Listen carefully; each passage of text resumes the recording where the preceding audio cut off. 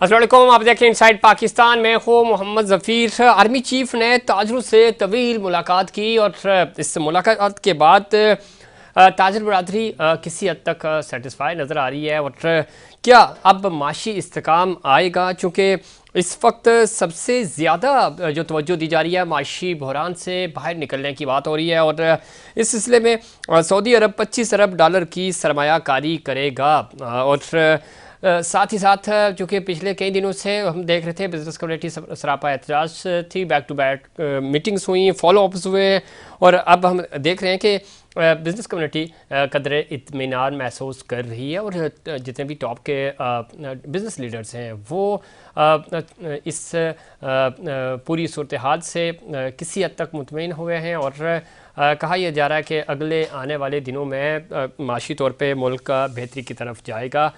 दोस्त ममालिक सपोर्ट करेंगे जिस तरह सऊदी अरब कर रहा है। माशी तौर पे ज़रूरी तरक्याती कामों की तरफ तवज्जो दी जाएगी और ख़ास तौर पे एग्रीकल्चर लैंड के हवाले से जो लाइफ स्टॉक है उसके ऊपर फोकस किया जा रहा है। किसी तरह एग्रीकल्चर चूँकि मुल्क हैं हम, और चीज़ें बेहतरी की तरफ हो सके, लॉन्ग टर्म और शॉर्ट टर्म पॉलिसीज़ भी डिस्कस की जा रही हैं।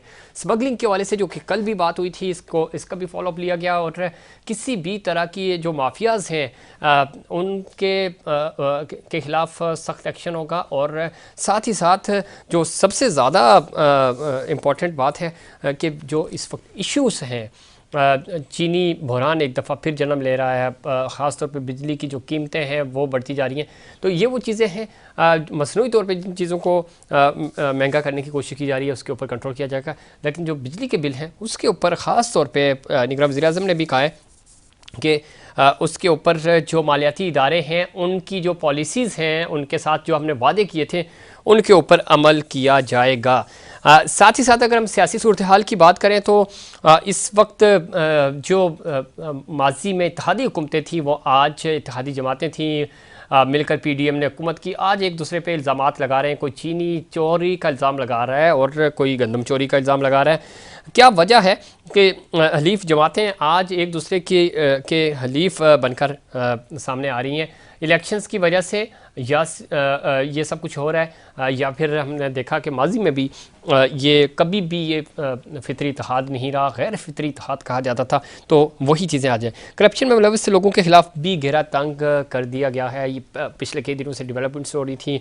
कल जो चीफ साहब की मुलाकात हुई ताजर बरादरी से, इसके ऊपर भी जोर दिया गया, ख़ास तौर पे ईरान से जो डीज़ल आ रहा है उसके ऊपर भी, और चाहे चीनी हो, गंदम हो, इसके ऊपर जो स्टॉक किया जा रहा है, जो माफिया असरअंदाज हो रही हैं उसके ऊपर भी। लेकिन ये सवाल पैदा होता है कि ज़ाहिर निगरान हुकूमत में ये सब कुछ हुआ नहीं, इससे पहले था। तो बिजली बहरान के बाद अब चीनी बहरान किसने पैदा किया, इसके ज़िम्मेदार राना सनाउल्लाह साहब हैं, कौन है? इसके बाद करेंगे। हमें ज्वाइन किया है जनाब बैरिस्टर अली ताहिर साहब ने, सीनियर कानूनदान हैं, सीनियर तजियाकार हैं। वैसे साहब खुश आमदीद कहते हैं आपको प्रोग्राम में। रफीक साहब थैंक यू वेरी मच। वैसे सबसे पहले तो हम चूँकि इस सूरत हाल पे तो आएंगे ही कि मुल्क को आइनी बहरान से और इन चीज़ों से कैसे निकाला जाए। लेकिन जो सबसे दिलचस्प बात है इस वक्त, आप चूँकि लीगल साइड को बेहतर अंदाज से समझते भी हैं, 90 दिन में इलेक्शंस होने चाहिए। पाकिस्तान पीपल्स पार्टी मुतालबा भी कर रही है, निगरान हुकूमत ये कह रही है, वज़ीर-ए-आज़म साहब ने कह दिया कि इंतखाबात कब होंगे हतमी तारीख नहीं दे सकते। अब दूसरी तरफ कहा जा रहा है शायद सदर ममलिकत तारीख का ऐलान करें। इलेक्शन कमीशन ज़रा आइनी इदारा है, वो इस सारे मामले में बैकफुट पे नज़र आ रहा है। आप किस तरह देखते हैं? आइन और कानून वाजे है जो कि उसके ऊपर अमल नहीं हो रहा। आइन तो अंडरस्टूड है कि 90 दिन के अंदर इलेक्शन होने चाहिए। इलेक्शन कमीशन कह चुका है 90 दिन में इलेक्शन नहीं होंगे, नई हल्काबंदियाँ होंगी और उसके मुताबिक ही चीज़ें होंगी। आप इस पूरी आइनी सूरत हाल को किस तरह देखते हैं? बिस्मिल्लाहिर्रहमानिर्रहीम। जफीर साहब thank you very much for having me on your show. देखिए जफीर साहब, आइन जो है वो 3 चीजों के बारे में बहुत कैटेगोरिकली क्लियर है। नंबर 1, वजीर आजम या चीफ मिनिस्टर की एडवाइस पर वक्त से पहले असेंबली को तोड़ा जा सकता है और सदर या गवर्नर पाबंद है कि उस असेंबली को तोड़े। ये जाहिर है यहाँ पे चंद घंटे का ही फर्क था, लेकिन चलें एक प्री मेच्योर रेसोल्यूशन हो गई। आइन एक तो इस बारे में क्लियर है कि प्राइम मिनिस्टर और चीफ मिनिस्टर रिजॉल्व करेंगे और सदर और गवर्नर बात मानेंगे। दूसरा आइन इस बात के ऊपर क्लियर है कि उसके बाद सदर और गवर्नर 90 दिन के अंदर अंदर एक डेट अपॉइंट करेंगे जिसपे असेंबली का इलेक्शन होगा, ताकि है। नई असेंबली आ जाए। और फिर तीसरी बात यह है कि उस डेट को अपॉइंट करने के बाद प्रेसिडेंट और गवर्नर केयर टेकर कैबिनेट्स को अपॉइंट करेंगे on the advice of the result of consultation between the prime minister and the leader of the opposition और अदरवाइज द पार्लियामेंट्री कमेटी और अदरवाइज द इलेक्शन कमीशन। ये तीन तरीके हैं इसके अंदर ठीक। जी। नंबर वन है जी कि असेंबली तोड़ेंगे, दूसरा है जी डेट अपॉइंट करेंगे, तीसरा है जी कि डेट अपॉइंट होने के बाद केयर टेकर हुकूमत जो है वो अपॉइंट होगी। यहाँ पर पूरा का पूरा एक स्टेप खा गए प्रेसिडेंट साहब और अभी तक गवर्नर साहिबान भी, और जो है वो यानी कि केयर टेकर कैबिनेट जो है वो अपॉइंट हो गई और डेट आज तक हमारे पास नहीं है। नहीं आई। अच्छा, फिर नजर ये आया कि प्रेसिडेंट साहब ने शायद थोड़ी सी जरा बैकबोन दिखाई कि जी जैसे डेट जो है वो अनाउंस करने लगे हैं। और मैंने, लेकिन आपको याद होगा कि उस वक्त भी मैंने ये प्रेडिक्ट किया था कि ये एक आधी मुलाकात के बाद, चूंकि जो कंडक्ट प्रेसिडेंट साहब का रहा है, बेशक वो ऑफिशियल सीक्रेट्स एक्ट पे हो, बेशक वो आर्मी एक्ट पे हो, बेशक वो ठीक। बाकी दीगर चीजों के अंदर हो, ठीक है। उनका वैसे जो कॉन्डक्ट रहा है, मैं सिर्फ एक जी जी मिनट जी मुझे प्लीज। दीजिएगा, उनका जो कॉन्डक्ट रहा है उससे मैं, मेरे लिए ये प्रिडिक्ट करना कोई बड़ा मुश्किल नहीं था कि वो ये डेट नहीं देंगे। और अभी तक हफ्ते गुजर चुके हैं असेंबली के डिसोल्यूशन को, अभी तक प्रेसिडेंट साहब ने कोई डेट नहीं दी। लेकिन जाहिर है सोशल मीडिया पे बड़ी वाइड रिपोर्ट्स हैं, एक कोई सीनियर सहाफी हैं उनकी ये रिपोर्ट है, उन्होंने वीलॉग किया है कि 3 दिन पहले कोई एक बहुत अहम मुलाकात हुई है और वो जो ट्राइका बैठा है उसके बाद सदर साहब जो हैं वो डेट देते देते जो है वो वापस भाग गए हैं। ठीक है, लेकिन सर ये तो आपने पोजीशंस बता दी। अब मामला है इलेक्शंस होंगे नहीं होंगे। मेरी आपके साथ ही बात हुई थी और काफ़ी दिन पहले हुई थी। मैंने आपसे कहा था कि जो निगरान सेटअप आया है अब भी से कि ये निगरान सेटअप कोई 2-4-6 महीने के लिए नहीं आया, ये थोड़ा सा लंबा चलेगा। अब आपको क्या लगता है कि इलेक्शंस वाकई में 90 दिन में तो नहीं हो रहे, ये आप भी अंडरस्टैंड कर रहे हैं, हम भी, ये इलेक्शंस होते हुए भी नज़र आ रहे हैं आपको, या मामला थोड़ा सा लंबा चलेगा, 1.5-2 साल 2.5 साल तक जाएगा? मैं नहीं, 1.5-2-2.5 साल तो कोई सूरत ही नहीं है, क्योंकि चले जैसी भी है मैं जाहिर है कोई कंटेम्प्ट नहीं मैं कमिट कर सकता, वो मेरा अपना इदारा है। वैसे ही यहाँ पे तो आप चंददारों के सारे खिलाफ इदारे तो बिल्कुल आपके नहीं बोल सकते, लेकिन जाहिर है जो कोर्ट्स हैं वो जाहिर है एक टारगेट है, उसके ऊपर बेशक नून लीग बोले, बेशक पीपल्स पार्टी बोले, बेशक उसके बगैर जो उसके बाहर धरना दें, बेशक एक सियासी जमात वहां की सिक्योरिटी संभाल ले, वो तो जाहिर है वो 9 मई वाले लेवल पे नहीं आ सकते। लेकिन फिर भी जैसी भी सुप्रीम कोर्ट के ऑर्डर्स और हाई कोर्ट के ऑर्डर्स को जिस तरह मर्जी मेल करके साइड पे रखा जा रहा हो, उनको ओबेंस ना हो, उनको माना ना जा रहा हो और आगे कॉन्सिक्वेंसेस कोई ना हो। बेशक हलीम आदिल केस के मैं उनका वकील हूँ, वो आप देख लें कि हम हाई कोर्ट से ऑर्डर लेके बैठे हुए हैं कि गिरफ्तार नहीं करेंगे, और उनको जो है वो गिरफ्तार पुलिस वाले हमारी आंखों के सामने करके ले गए।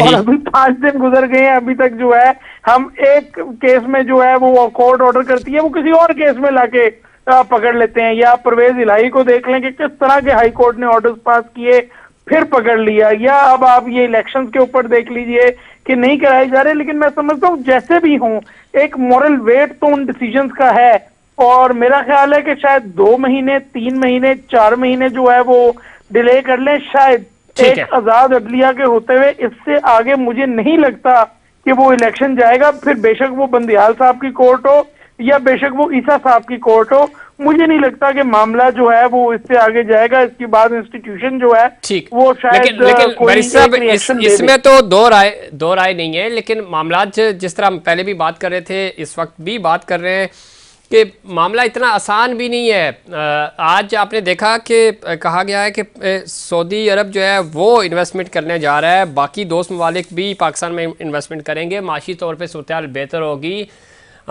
स्मगलिंग को रोकने की कोशिश की जा रही है, जो माफियाज हैं उनको कंट्रोल किया जाएगा, माशी सूरत हाल बेहतर हो जाएगी। आर्मी चीफ ने यकीन दहानी कराई है ताजर बरादरी को। आज ताजर बरादरी इस बात के ऊपर उनको एक तसल्ली भी हुई और यकीन भी हुआ, और तो इसकी follow up meetings core commanders को भी कहा गया, तो वो भी कर रहे हैं ताकि चारों बड़े जो शहर हैं और उनके जो कैपिटल्स हैं उनके ताजर बरादरी को सेटिस्फाई किया जाए, उनको सपोर्ट की जाए, और उनका हौसला बुलंद किया जाए।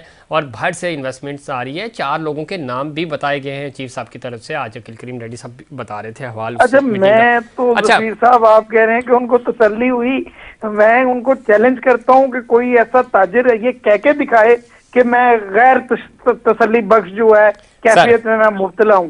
अगर किसी की हिम्मत है तो वो कह के दिखाए, लेकिन इवन अदरवाइज मैं जफीर साहब जरा थोड़ा सा इसके ऊपर मैं रिस्पॉन्ड करते हुए शाये वे करूंगा। लेकिन मैं ये बातें, अब हम तो यंग लोग हैं, हम तो जाहिर है हमने कोई 4-5 जनरेशन नहीं देख ली, लेकिन ये लाजमी नजर आ रहा है कि ऐसी बातें तो हमने बहुत सुनी है।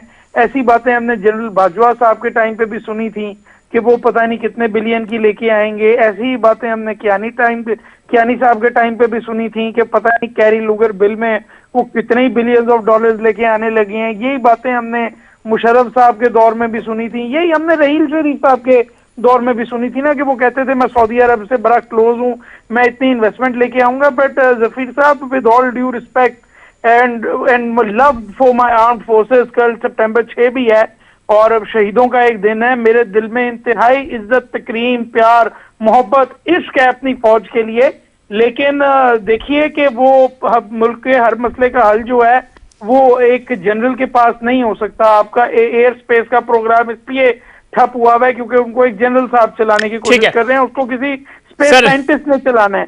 तो इकोनॉमी भी, मैं जरा इसको छोटा कर देता हूँ, मुख्तसर कर देता हूँ, इकोनॉमी भी जो है वो किसी इकोनॉमिस्ट ने चलानी है। अगर कोई जनरल साहब या कोई जज साहब फॉर दैट मैटर या कोई इंजीनियर साहब अगर उसको चलाने की कोशिश करेंगे तो इकट्ठा तो फिर बैठेगा। तो मैं कुछ बड़ा कॉन्फिडेंट इन चीजों के बारे में जफीर साहब नहीं हूँ, ठीक है वेरी ऑनेस्ट। भाई साहब, आप बात ठीक कह रहे हैं। मेरा पॉइंट ये था, आपने बहुत लंबी तवील गुफ्तगू कर दी इस पर। मैं ये कह रहा हूँ कि अगर अगले 3 महीनों में इकॉनमी हमारी बेहतर हो जाती है, मैं ये नहीं कह रहा कि कोई 2-2 शहद की नहरें आ जाएंगी, जो डिफ़ॉल्ट और मुश्किल सूरत हाल है। और आप जानते हैं कि पीडीएम की जो 16 महीने हुकूमत रही और उसके अंदर भी जो जो कोई 4 पैसे बाहर से आए 200 ममालिक की तरफ से, वो किसके कहने पे आए हैं आपको भी पता है। अभी भी कैसे आ रहे हैं ये भी आप जानते हैं।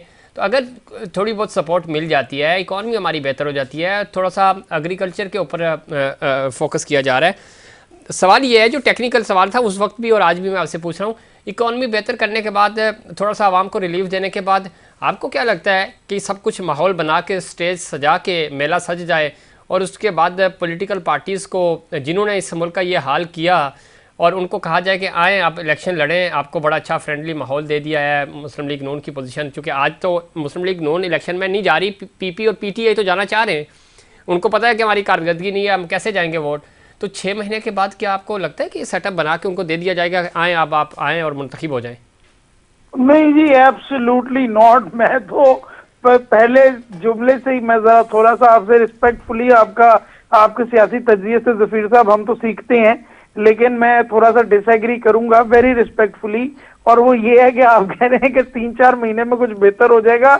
मैं आपसे कह रहा हूँ कि चीजें ऐसे बेहतर नहीं होंगी। आखिर कोई वजह है कि सेल्फ डिटर्मिनेशन का राइट जो है वो दुनिया में जिस जिस मुल्क के पास है, जहां जहां डेमोक्रेसी है, वो डेवलप कर रहा है। और जहां जहां आपने ये एक्सपेरिमेंट करने की कोशिश की है कि मार्शल लॉ लगा लो, टेक्नोक्रेसी ले आओ या केयर टेकर्स को लंबा कर दो, वहां पे आप देख लें कि वहां पर जो है मुल्क का कबारा ही निकला है। और टू बी वेरी ऑनेस्ट, मैं थोड़ी सी जरा अनरिलेटेड बात है, थोड़ा सा मुझे ऑडियंस दे दीजिएगा। वो ये है कि मैं जियाउल हक साहब का एक इंटरव्यू सुन रहा था चंद दिन पहले, जो उन्होंने गालबन जो है 77 या 78 में किसी वक्त दिया, और उस वक्त उनसे एक अमरीकी सहाफी ने ये कहा कि आपके मुल्क में तो हेरोइन आ रही है और कहा यह जा रहा है कि 3 मिलियन एडिक्ट्स होंगे, और क्लोशनकोव वो बम आ रही है और ये दहशतगर्दी स्टार्ट हो जाएगी, और दुरंत लाइन को आप एक्सेप्ट करने को तैयार नहीं हो रहे, तो कल को ये आपके बॉर्डर क्लैशेस आपके और अफगानिस्तान के होंगे जब अमेरिका इस खित्ते से चला जाएगा।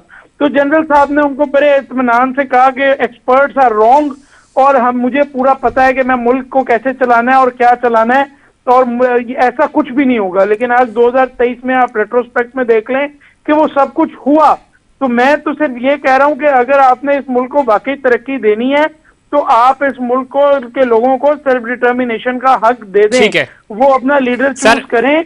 अगर वो इमरान खान को चूज करते हैं तो उसको एहतराम दें, उसको वजीर आजम बनने दें, उसको मुल्क के फैसले करने दें। नवाज शरीफ को देते हैं वोट तो उसका एहतराम करें, उसको फैसले करने दें। बिलावल भाई भुट्टो साहब, को देते हैं उसका एहतराम करें, लेकिन इलेक्शन कराएं और जो जो लोगों की मंशा है उसको इस मुल्क में चलने दें।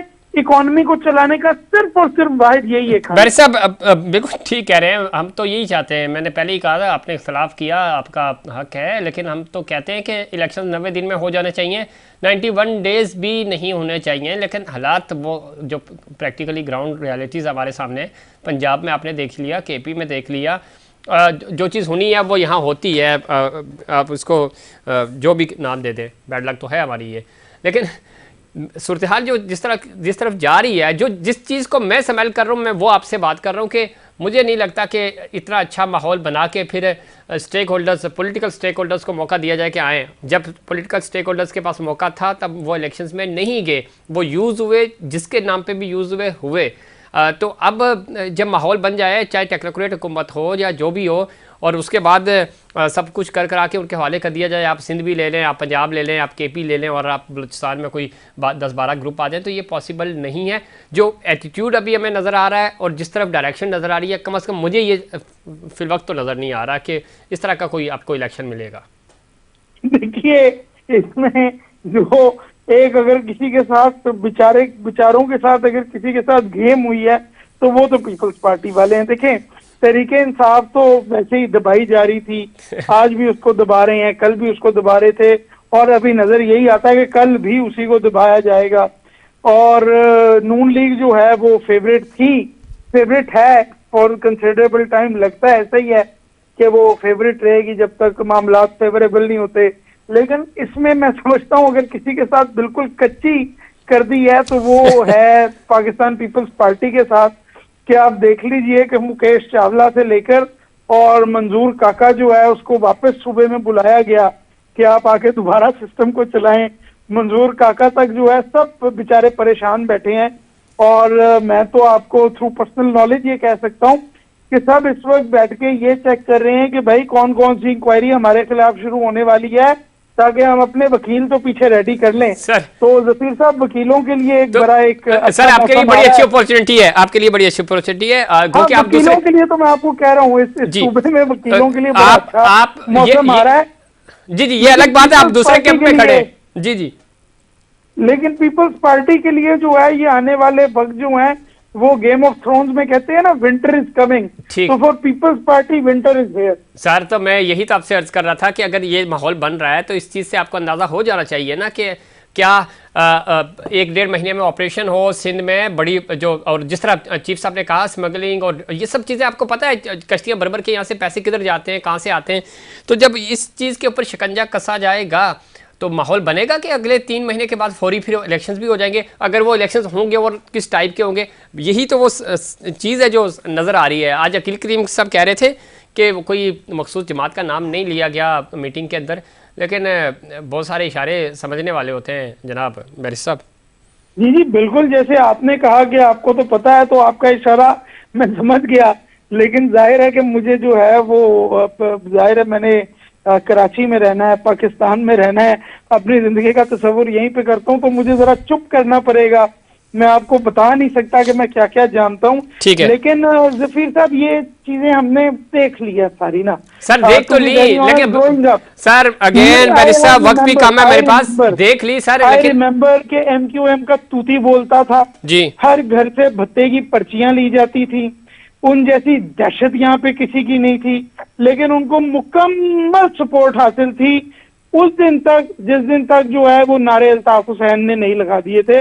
और उसके बाद आपने देखा कि MQM के साथ वो हुई कि आज जो है वो आप गली चौराहे में खड़े होकर भी अगर अल्ताफ हुसैन के बारे में जो मर्जी उसके बारे में कह लें तो कोई जो है आपको डर नहीं होगा। तो ये आप देखें, ये these guilty eyes have seen too much. तो ये आप ना कहिए कि जी करप्शन खत्म हो जाएगी या नहीं खत्म हो जाएगा। सर नहीं खत्म होगी, जो चीज खत्म हो रही है। बिलावल भुट्टो ने बहुत ही प्रिंसिपल स्टैंड लिया है। मेरी मुलाकात हुई थी 2 हफ्ते पहले, बिलावल भुट्टो साहब ने वहां पर खड़े होकर कहा, कौंसल जनरल सारे मौजूद थे, उन्होंने कहा जी कि इलेक्शन 90 दिन में और मुकाबला होगा पीपल्स पार्टी का और PTI का। और मैं उनकी इन दोनों बातों से 100% एग्री करता हूं। ठीक है। और मुझे ये लगता है कि पीपल्स पार्टी पहले भी लड़ी है।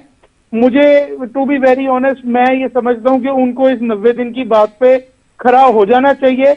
इसके बाद बेशक जो मर्जी और सर कॉन्सिक्वेंसेज आए, आपको भी जो पता है मर्जी 90 फेस दिन के लिए करना वो पड़े। कहाँ खड़े, जब होना चाहिए था तो उस वक्त नहीं हुए, और आज वो जब वो कहते हैं ना कि अब डिनोरा पीट रहे हैं तो अब कोई फ़ायदा नहीं है, वक्त गुजर चुका है, अब लकीर पीटने से कोई फ़ायदा नहीं।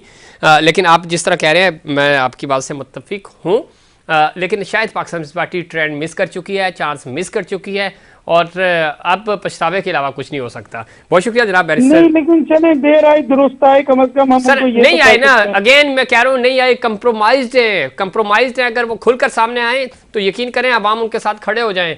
वो डबल पॉलिसी खेलते हैं, और जब आप डबल खेलते हैं तो फिर आपके साथ यही होता है जो इस वक्त उनके साथ होने जा रहा है।